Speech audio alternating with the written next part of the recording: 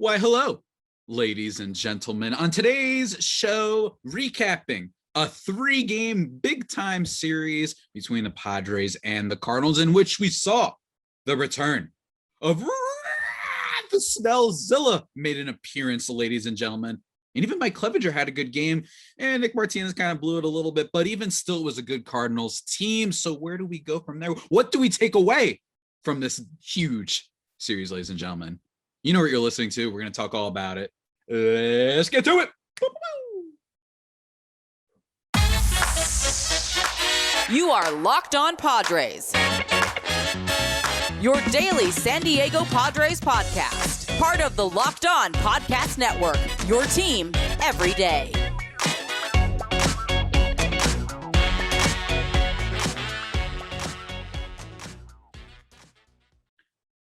Greetings, ladies and gentlemen, and welcome to another edition of the Locked On Padres podcast, which is part of the Locked On Podcast Network, your team every day for Thursday, September 22nd. As always, I am your host with sometimes, occasionally, but certainly not always, the most, Javier Reyes. You can follow me on Twitter at Javipeno, and that's spelled Javiipeno.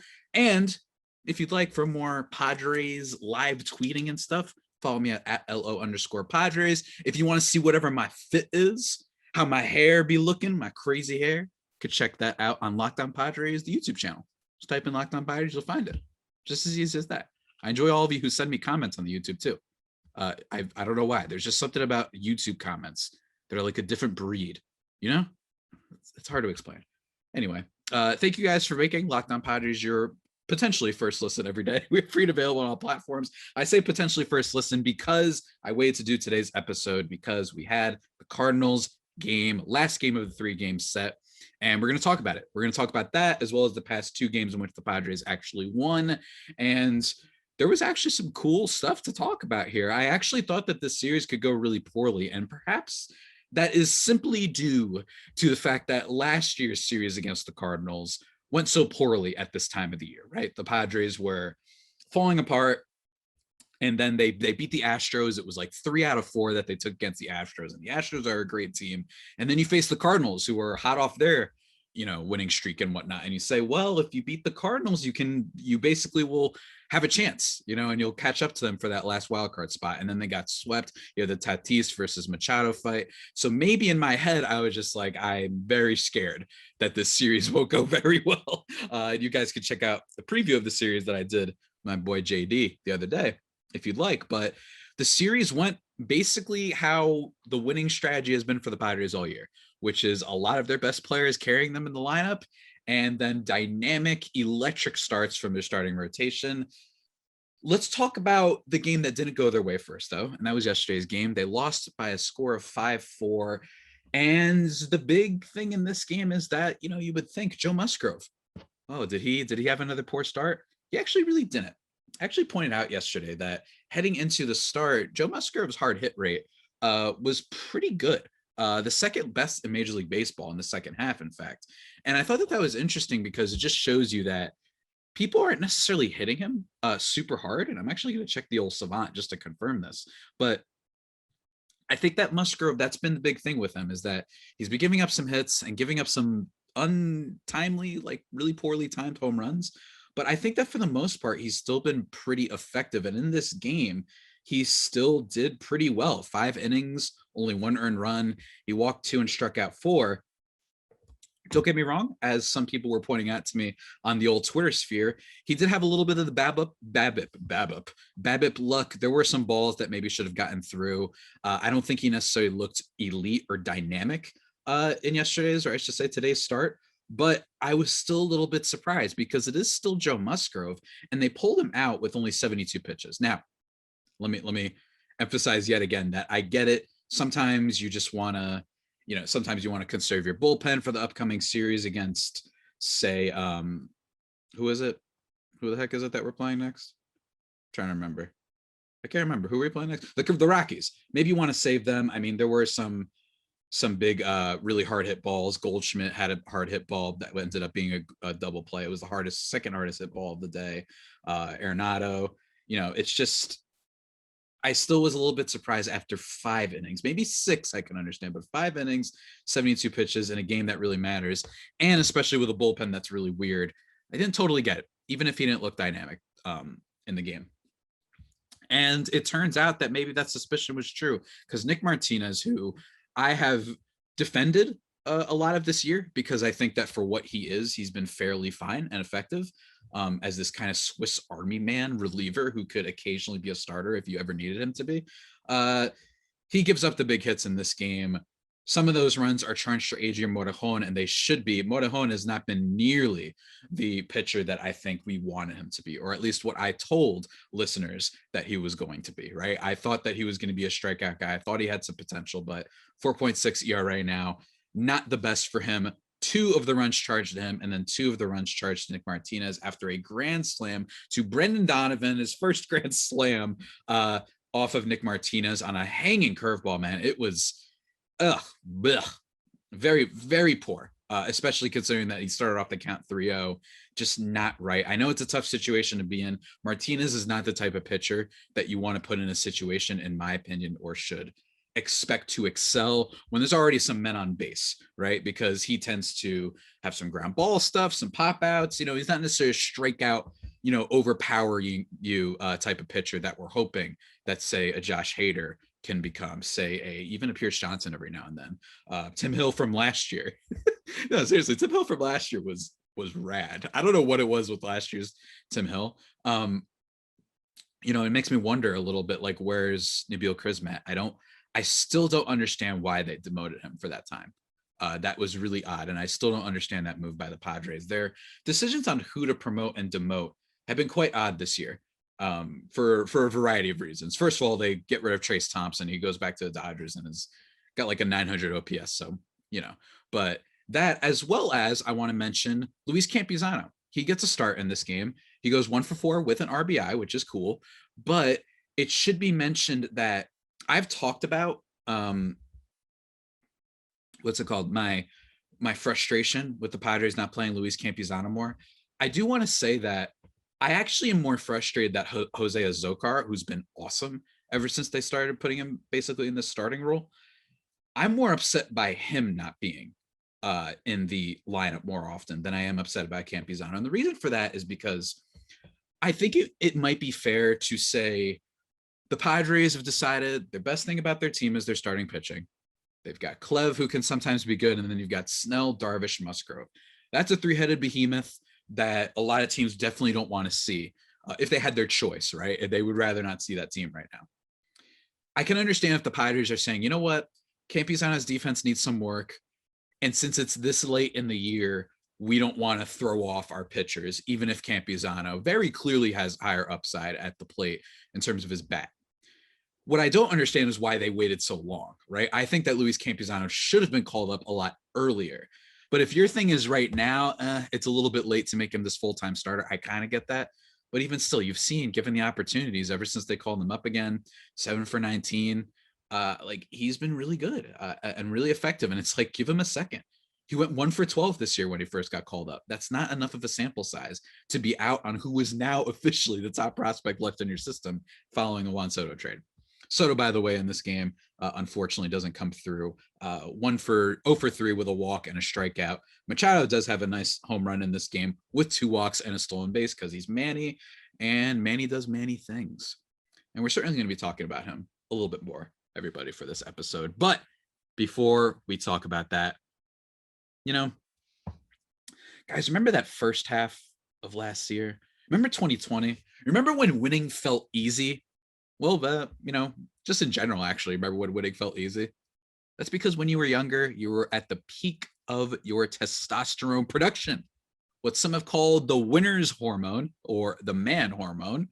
Wouldn't it be nice to get that winner's edge again and that old swagger back in your step? I got my swagger back, to quote my boy Jay-Z from, what's the song called? I forgot what it is. It's the one with Kanye. Otis? I think it's Otis, right? All right, anyway. If you want more energy, guys, to counter the negative effects of aging, Nugenix Total T Testosterone Booster with Testofen will help you turn back the clock. Testofen, I should say, actually. I pronounced it wrong. See, My brain is deteriorating. It's atrophying. I can't even pronounce things correctly anymore, man. It's tough out here, right? It really is. But anyway, testofen can help you out, guys. Nugenix Total T contains boosting ingredients. It has been validated in 5 critical studies shown to boost free testosterone levels in men. And it's really cool. While every product professes quality, many other products use generic kind of ingredients that are often less than clinical grade. With Nugenix Total T, you get the same clinical potency levels used in the trials, and Nugenix's formulation is backed by 10 years of science and research. Gotta trust the science, ladies and gentlemen. Nugenix Total T is the #1 selling testosterone booster at GNC. It can help you re-energize your life, ladies and gentlemen. Don't you want the energy boost, man? Check it out, everybody. Now, just because you're listening to this podcast, guess what? You can get a complimentary bottle of Nugenix Total T when you text MLB. Yeah, I know. Really easy code to remember. MLB to 231231. When you text that, guys, text now and get a bottle of Nugenix Thermo, their most powerful fat incinerator ever, with key ingredients to help you get back into shape fast, absolutely free. Remember, that is text MLB to 231231. MLB 231231. Message and data rates apply. Let's talk about the good games, though, guys. Because you know me on this podcast. We got to get the bad out of the way, and then we get to celebrate. We get to have a fiesta. Where's that from? A fiesta? I forgot. Is it Puss in Boots and Shrek 2? Something like that. We are having a fiesta. Anyway, let's talk about yesterday's game.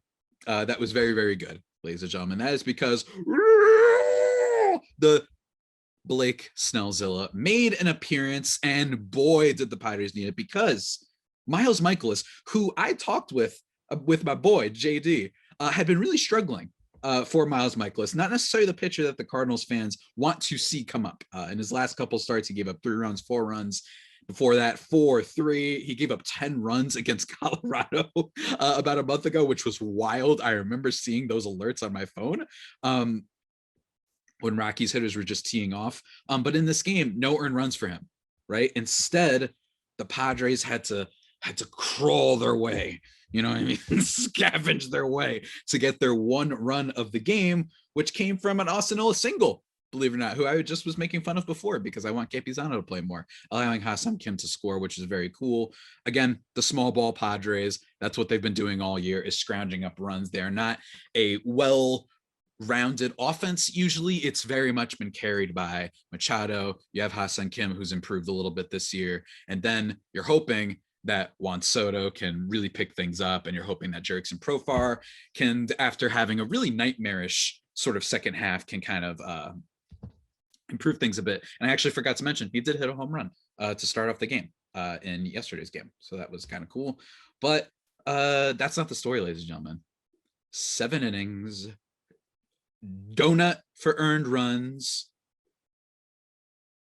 2 hits allowed by Mr. Blake Snell, and 13 strikeouts, 117 pitches for the boy. Just a phenomenal performance by Blake Snell. He generated 29 whiffs in the game, which was very, very impressive. 15 of them coming on his slider. And don't get me wrong, the Cardinals are a team that is a very good offense. Don't get me wrong. But for a large majority of the season, I think some of their stats as an offense could have been even better, because remember, they had a lot of players in that lineup that really struggled early on, from Dylan Carlson to Tyler O'Neill to Harrison Bader, who ends up going on the IL. They had a lot of injuries, the Cardinals, and then they've had Pujols, and obviously with Goldschmidt and Nolan Arenado, who are currently among the leaders in F4, if I'm not mistaken. Let me just actually pull that up really quickly. Paul Goldschmidt is 2nd in Major League Baseball in F4. He has a 7. And then Nolan Arenado is 3rd with a 6.9. If you're curious, our boy Manny Machado is behind Freddie Freeman and Francisco Lindor. He's 6th. A big part of that is because Francisco Lindor's defensive statistics are really, really sublime. So that's been a big reason why he's been up there. But basically this is all to say that they're a pretty good team, but they do chase pitches. I will say they are not necessarily a team out there that is very patient at the plate. They make up for it because when they do make contact, it's going out of the yard, which is very big. But even still, that's all to say again that this is a very impressive start for Mr. Blake Snell. You love to see it. He went deep into the game. I put out today on Twitter a picture of him as Godzilla because he is the Snellzilla. Ever since the second half, ladies and gentlemen, he has a 2.42 ERA, which is tied for the 14th best in baseball. That might not impress you. It's still pretty good, though. 14th best, tied for the 14th best in baseball. But his FIP, field independent pitching, third, 2.06 among all pitchers in the second half. 2.54 xFIP is second among all pitchers in the second half. His 34.4 strikeout percentage is third among all pitchers in the second half. And his 15.5 swinging strike percentage is first in Major League Baseball. And his 2.5 total F4 is tied for second. He has been phenomenal. And I was dead wrong.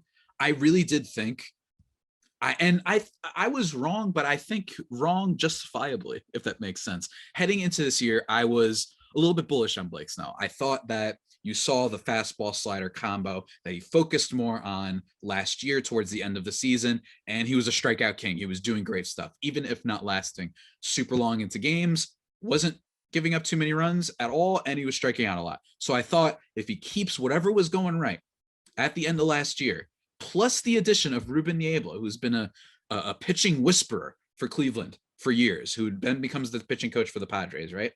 You lose Larry Rothschild, who was just getting obliterated by Padres fans last year. And I thought this has the makings of a true bounce back season, or at least a bounce back season in a way that you won't be a liability for the team, right? And he has been that, but it happened more later on. And I think that I jumped too quickly. Maybe he was still recovering from the injury that he suffered heading into the year, but Snell has been just phenomenal. And to be quite honest with you, he's probably the number 2 starter for the team in the playoffs. We have to see. It wouldn't surprise me any way that they go, to be honest with you. They might still trust Musgrove because he is the San Diego guy. He seems to be the heart and soul of the team. But then you've got Yu Darvish, who's just been a star in this league for so long, and he is just super, super consistent. And I've talked about before that maybe in a 1-game wild card, there's the possibility that they'd say, you know what, don't want to do this because Yu Darvish does tend to get tagged early on in the games, and maybe you don't want to risk getting tagged for too many runs early on in the game. But considering that the playoffs right now, that Philly has been falling apart so much, the Padres, they can get that second wild card. So that'd be great. So everybody, remember, we're rooting against the Phillies and the Brewers. Phillies and the Brewers. I prefer, if I had to face one of those two teams, I'd face the Brewers because I want to squash them into oblivion. Because the Brewers will only score like 2 runs in a series. That's what's going to happen. And Corbin Burns has been really rough, so that team is whatever. But the Phillies, I know they've been looking poorly, and they're not a well-rounded team, especially defensively, but they feel very Atlanta last year to me, and I know that's an overused descriptor. It's overused in analysis. I know, I get that. But man, ladies and gentlemen, I just feel like Aaron Nola, Zach Wheeler, even Ranger Suarez, you get Harper back in the lineup. They've got some dynamite bats there, man. I know Nick Castellanos was kind of a bust for them, but I don't know. I really feel like that's a dangerous team. Look out for them. I could be dead wrong, but look out for them. But yeah, that's basically all to say about this game. A dynamite performance from Blake Snell, and Josh Hader gets the save, gets a little bit lucky though. Thankfully, Juan Soto makes a diving catch at the beginning of the inning for the first out. That was awesome. My friend was actually at the game and said everybody was just lit. Like they were out of their minds. They were so happy. They still love him so much, Mr. Juan Soto. And hopefully his defense can improve and the bat can improve because we need him. We absolutely need him. But before we talk about the last game of celebration, ladies and gentlemen, on this old Thursday podcast, just kidding. We're not going to do anything. We're not going to do no ad read. We don't do nothing except for the audio listeners. You got a little bit of an ad just now. But, ladies and gentlemen, let's talk about it. Ooh, yeah, Doctor. Oh, yeah, Doctor. Oh. Tuesday's game to start off the series after, the Padres, they said, oh, man, are we sure we can beat this team? Because the last time the Padres played the Cardinals, if I am not mistaken, folks, and as you know, I have never been mistaken. Not once. It's true. Tell the newspapers to look it up. I've never been wrong, not once. I'm looking it up as we speak. The last time the Padres played the Cardinals, they got swept, and it was pretty bad. They got swept, and then they promptly beat the Brewers 3 out of 4. I remember that was the Jake Cronenworth Grisham game. I think Machado hit that big, huge home run, like the first at bat of that game or something like that. That was wild. I forgot why that home run was so lit to begin with, but it was awesome. Anyway, so in this game, the Padres end up winning 5-0. That's right. They tag Adam Wainwright for 4 runs. Their guy, their anchor, their heart and soul of the team. 6 hits, 4 earned runs. He just wasn't generating any misses. And while he didn't get, look, if that is look, Adam Wainwright's like 49 years old. For you to have that be your bad start, still wasn't even all that bad. You know what I mean? At least he wasn't getting blown up. But still, the Padres definitely jumped on him in this game. It was great to see. Thanks to a Jake Cronenworth single. Ha-Seong Kim gets a home run in this game. Love that dude. Machado drives one in, and Juan Soto gets an RBI in this game. And you just love to see that. You love to see that. Manny going 2 for 4, 2 for 3 from Soto, 1 for 3 from Profar. That's kind of what you need to hope for this lineup. And Jay Cronenworth getting in on the action as well. Jose Azocar, 1 for 3. That's pretty cool. I think that, the Jose Azocar thing, man, I can't get over how good he's been ever since they basically just started using him more regular in the outfield. I think I've talked about this before, but I think Grisham, yes, he's a splendid defender. He gets to balls very, very quickly, which isn't something we always realize when we're watching the telecast. But I have to say, Grisham also has some moments where the ball bounces off his glove. It bounces off weirdly. That can be frustrating. More importantly, I just don't know if we're sure that, are we sure Jose Azocar isn't going to be a bad defender? I think he could be quite good. He's got the speed. Outfield jump, he's up there. Go check it on Savant. He's up there, like 85th percentile. He's up there. He certainly has the speed in the outfield that can play center, that makes up for any type of, if you want to argue that Trent Grisham is better as a defender, I would say to that, sure. But also, I don't know if we've seen enough of Jose Azocar. That's my thing. The bat is so bad with Trent Grisham. And by the way, for today's game, 3 out of 4 at bats, strikeout. Why did I phrase it like that? 0 for 4 with 3 strikeouts, right? Like, that is what Trent Grisham is. It is so frustrating. Don't get me wrong. And I called this early in the year. And I remember some of y'all did not like it when I said it. I just thought, he doesn't have it. Like, this is bad. Every single at bat, it's either a home run or he's kind of like getting a strikeout. And he's looking at the strikeout too, by the way, caught looking. And he's just hitting these slow rollers to first base. Really poor at bats. And that's why, look, is Jose Azocar going to hit for the same power as Trent Grisham? No. But with the fact that Trent Grisham's hitting under 200, does it matter? Yeah, it doesn't matter at all. Like, it doesn't matter when you're hitting that low. You could hit 25 home runs, but if you're hitting 190, I don't care, because you're offsetting it. And Jose Azocar does not necessarily have a super amount of power, but he's got the speed, might have some good defense, and bottom line is he's just going to be a better at bat, right? So I'm happy that the Padres, after so long, seem to have figured out to give their young studs, or young prospects, I should say, don't want to get too bullish on them now, giving them a little bit of a chance. It is so annoying, especially with Azocar. What were you waiting for with Grisham? Campusano, I said it at the top of the pod. Maybe you're saying, maybe we messed up. Nola is comfortable. They're comfortable pitching for him. And they really are the strength of the team when it comes to how they're going to win. It's going to be great dynamic rotation. I get that. But why did you wait so long on Azocar? How many more wins do they potentially get? What if Azocar is like a, I can't come up with a good player comp right now for someone that might be like him. What if he's like a Brett Gardner? What if he's like a, I don't know. I can't think of a good output value wise, what type of player he is. Maybe like a Michael A. Taylor? Yeah, something like that. I don't know. But ladies and gentlemen, I'm happy that they did it now. We also have to talk about Mike Clevinger, who I dragged on Twitter about a week ago, that ever since he'd made some comments about Fernando Tatis, that he'd been really struggling. In fact, in the second half, or not in the second half, but ever since Mike Clevinger made those comments about Tatis, let me just bring up his numbers really, really quickly. 6.15 ERA, 7.12 FIP, which was the worst of all qualified starters, by the way, over the stretch since he called out Tatis. 2.41 home run per nine, giving up a lot of home runs, and a 4 strikeout to walk percentage, which was the worst in baseball. Well, maybe you saw that tweet because he had a pretty good performance. 5 2/3, only 3 hits, no earned runs, 2 walks, 3 Ks. Again, the lack of strikeouts is concerning. I'm not going to overreact to this start. It's a fine start, and they needed it for sure, considering that they're in this wild card race, and this is a good team in the Cardinals. I know, I'll see myself out. But don't get me wrong, I understand that they needed it. But still, I think that Mike Clevinger, you've seen that he just doesn't seem to have the oomph, right? And while I appreciate it, while there are certainly plenty of other worse 4 and 5 starters in the league, we might even have one of them in Sean Manaea. I understand that, but 0 whiffs across those pitches. Or I'm sorry, it wasn't 0 whiffs, it was 12. Huh.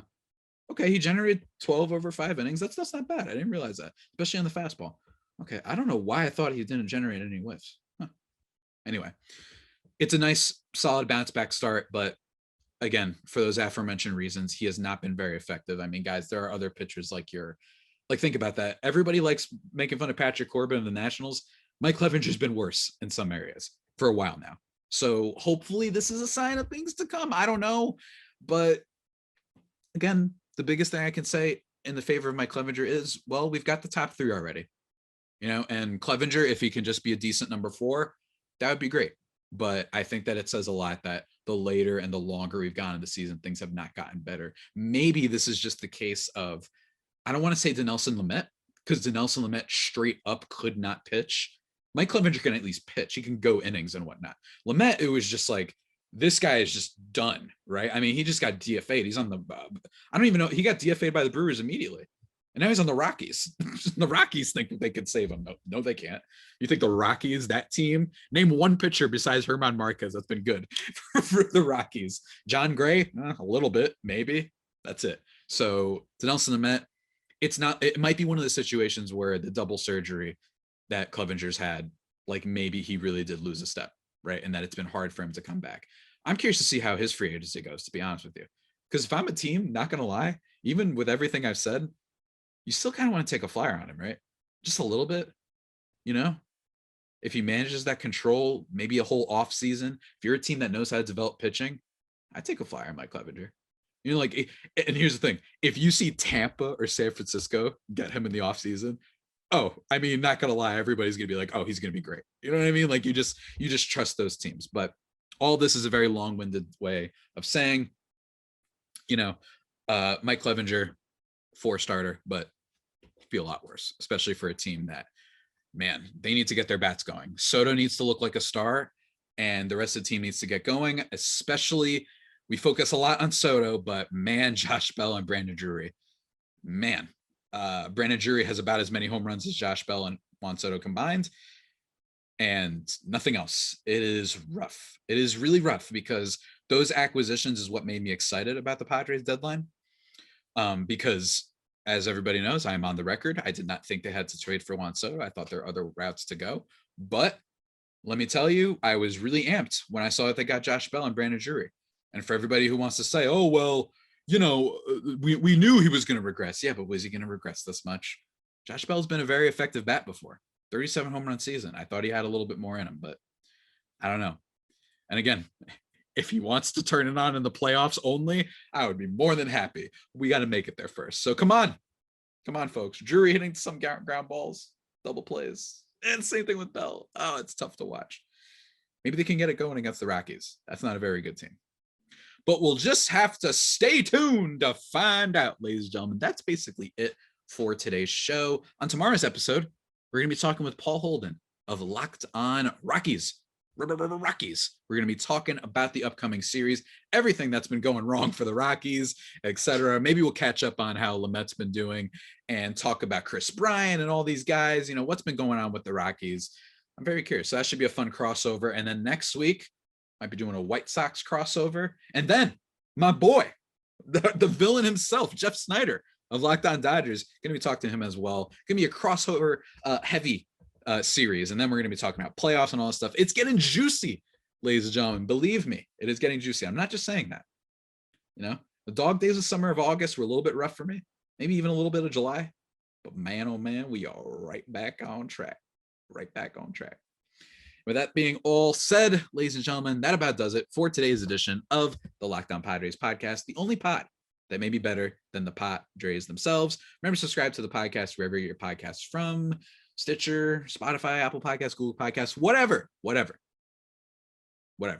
Follow me on Twitter at Javipeno, JAVIIPENO, at LO_Padres on Twitter, Locked On Padres on YouTube. And until next time, stay safe and, of course, stay faithful. My Friar Faithful homies, take care.